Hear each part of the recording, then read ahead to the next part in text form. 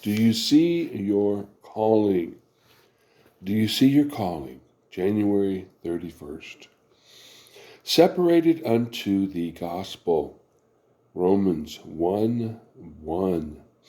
Our calling is not primarily to be holy men and women, but to be proclaimers of the gospel of God.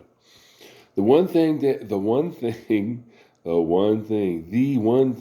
is all important is that the gospel of God should be realized as the abiding reality. Reality is not human goodness, nor holiness, nor heaven, nor hell, but redemption. And the need to perceive this is the most vital need of the Christian worker today. As workers, we have to get used to the revelation that redemption is the only reality. Personal holiness is an effect, not a cause. And if we place our faith in human goodness, in the effect of redemption, we shall go under when the test comes. Paul did not say he separated himself, but when it pleased God who separated me. Paul had not a hypersensitive interest in his own character. As long as our eyes are upon our own personal whiteness, we shall never get near the reality of redemption. Workers break down because their desire is for their own whiteness and not for God.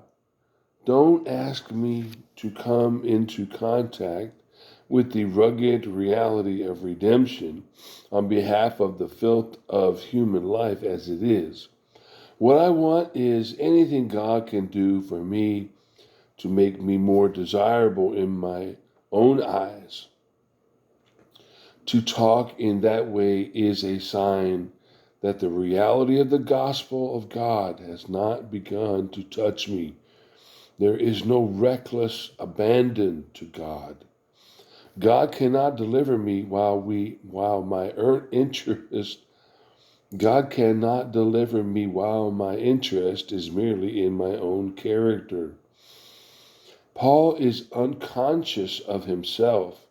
He is recklessly abandoned, separated by God for one purpose, to proclaim the gospel of God. The notes compare Romans 9:3. For I could wish that myself were accursed from Christ, Paul says, for my brethren, my kinsmen, according to the flesh. For I could wish that myself were accursed from Christ, for my brethren, my kinsmen, according to the flesh.